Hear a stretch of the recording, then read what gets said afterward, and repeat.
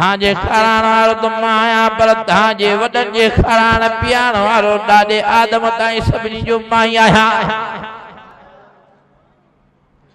फरमायो मा ख़लक़तुल जिन्न वल इंस इल्ला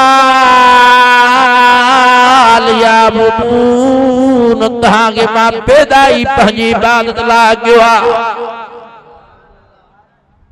पंहिंजे अल्लाह साईं जी बंदगी कयो पंहिंजे अल्लाह साईं खे राज़ी कयो ऐं मेराज वारी राति जो तोहफ़े जो क़दुरु कयो 5 नमाज़ां पढ़ो तहांखे 50 जो सवाब मिले अदा कसुक न कसर चइबो त तहांखे सम्झ में ॻाल्हि नथी अचे अदा कसुक न कसर वो नमाज़ां छड़ो जुमे वारी आहे ईदनि वारी नमाज़ां आहिनि कन ॿिए बि आहिनि असांजा दोस्त भाइर छड़ो जुमे वारी नमाज़ पढ़ंदा अचूं ॿिए माफ़ कराया आहिनि छो मुस्लमान आहियूं हा साईं शाबत थी मिले जुमे जी नमाज़ पढ़ी सम्झे थो त मुस्लमानी नमाज़ में आहे इहो बि अल्लाह ते सम्झे भली चलो जुमे जी नमाज़ में मुस्लमानी आहे बस नबी सही सल्लल्लाहु अलैहि वसल्लम ने फरमायो जे ॼाणी वाणी नमाज़ पंहिंजी विञाई क़ज़ा कई उन ॼणो कुफ्र जो कमु करे छॾे ऐं हिकु दफ़े साईं फरमायो सूअर अचे पियो घुमंदो मां सूअर खां पुछा कई खिंज़ीर ओ सूअर अदब इतराम सां कंधो हेठि करे बीह रहियो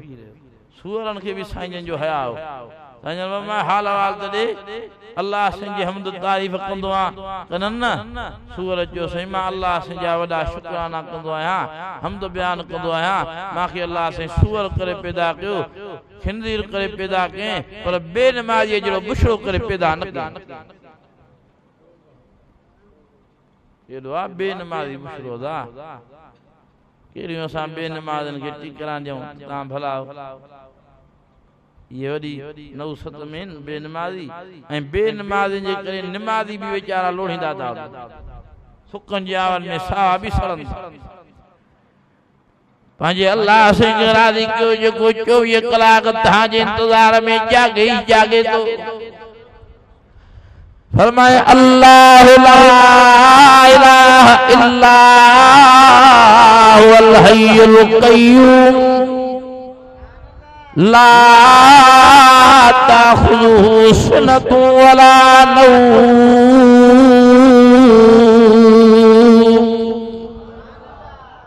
तहां असांजे करे जागे ई जागे तो थे नमाज़ी मांखे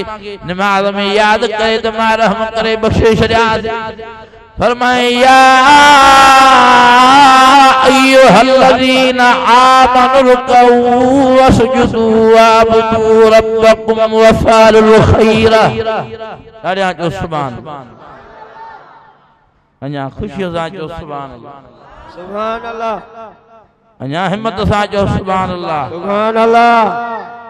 27 रजब शरीफ जी रात साईं जी मेराज वारी रात